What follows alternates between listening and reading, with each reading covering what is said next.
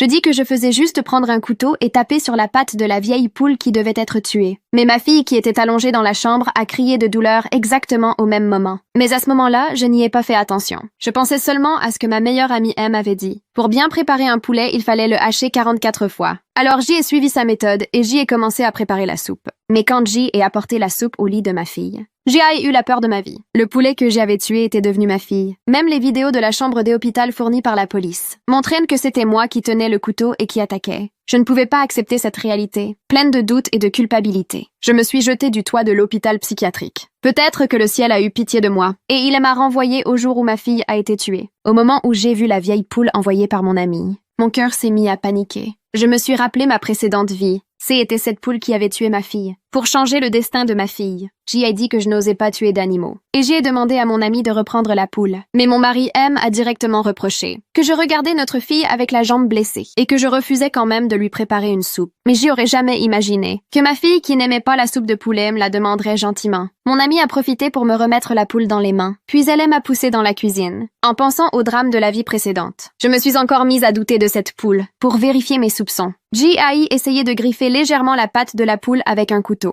Et J ai entendu le cri de ma fille exactement en même temps. Je me suis précipitée dans la chambre, mais je n'ai rien trouvé sur le pied de ma fille. Elle m'a même souri en disant qu'elle avait juste touché une vieille blessure d'accident. Mon amie Anne n'arrêtait pas de me rassurer. Elle disait qu'elle prendrait bien soin de ma fille et que je pouvais aller préparer la soupe. Mais juste quand j'allais retourner dans la cuisine, mon mari est arrivé en courant en disant que la poule avait disparu. Ça m'a soulagée. Mais en me retournant, j'ai vu que ma fille avait disparu aussi. Je l'ai cherchée partout. Mais je n'ai vu que mon ami en bas en train de chercher la poule. J'allais descendre pour lui demander des explications. Mais mon mari est entré avec la vieille poule dans la main. Et encore plus étrange quand la poule a été retrouvée. Ma fille était revenue exactement au même moment. Plus j'y pensais, plus je trouvais ça bizarre. Mais mon mari disait que J avait des problèmes mentaux. Et il me demandait si J avait encore oublié de prendre mes médicaments. Mais je ne savais même pas de quels médicaments il parlait. En repensant à tout ce que mon mari et mon ami avaient fait, J a compris que quelque chose n'allait pas. Alors J ai dit que je ne savais pas tuer un poulet. Et J ai demandé à mon mari de s'en occuper. Puis J ai discrètement contacté un détective privé. Bientôt mon mari a fini de tuer la poule. Et moi j'y étais dans la chambre avec ma fille. Je surveillais son état.